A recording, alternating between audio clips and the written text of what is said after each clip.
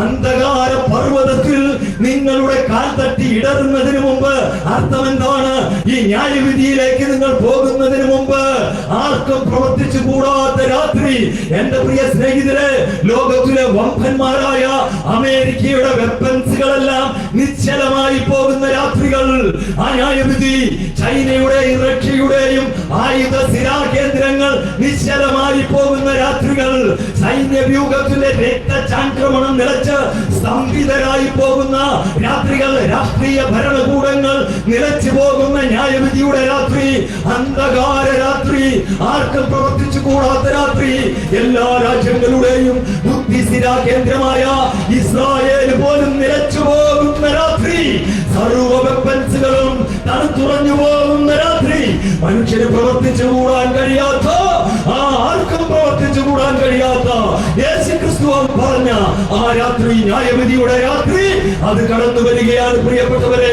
അതുകൊണ്ടാണ് മലാക്കി പ്രവചനത്തിൽ വളരെ വ്യക്തമായിട്ട് 4-ാം വാക്യത്തിൽ പറഞ്ഞു, ചൂള പോലെ കത്തുന്ന ഒരു ദിവസം വരാൻ പോകുകയാണ്. അഹങ്കാരികളൊക്കെയും അതുപോലെ അതിക്രമക്കാരൊക്കെയും താളടിയാകുന്ന, അതുപോലെ ചൂള പോലെ കത്തുന്ന ഒരു ഭയാനകമായ ന്യായവിധി ഇതാ ആഗതമാകുവാൻ പോവുകയാണ്. ഈ ന്യായവിധി ആഗതമാകുവാൻ പോകുമ്പോൾ ദൈവത്തിന്റെ വചനം പറയുകയാണ്, ഇപ്പോഴാണ് സുപ്രസാദകാലം, ഇപ്പോഴാണ് രക്ഷാ ദിവസം. ഈ ഭയാനകമായ ന്യായവിധിയുടെ കരിമ്പടങ്ങൾ പുതച്ച മേഘക്കൂട്ടം ആകാശത്ത് നിന്ന് അഗ്നിവർഷമായി പെയ്തിറങ്ങുമ്പോ, അല്ലയോ മതങ്ങളെ, നിങ്ങൾ എന്ത് ചെയ്യും? അല്ലയോ പ്രിയ സ്നേഹിതരെ, നിങ്ങൾ സുവിശേഷം വിശ്വസിച്ചില്ലെങ്കിൽ നിങ്ങൾ എന്ത് ചെയ്യും? നിങ്ങൾ ആരോട് അപരാധി പറയും? നിത്യമായ നരകത്തിലേക്ക് മാറ്റപ്പെടേണ്ടതായിട്ട് വരും. ഈ അഗ്നി നരകത്തിലേക്ക് പോകേണ്ടതായിട്ട് വരും. അതുകൊണ്ട് ദൈവത്തിന്റെ വചനം പറയാണ്, ഒരു നരകമുണ്ട് കേട്ടോ, ഈ ശബ്ദത്തെ മറികടന്നു പോകേണ്ട. ഒരു സ്വർഗമുണ്ട് കേട്ടോ, ഈ ശബ്ദത്തെ മറികടന്നു പോകേണ്ട.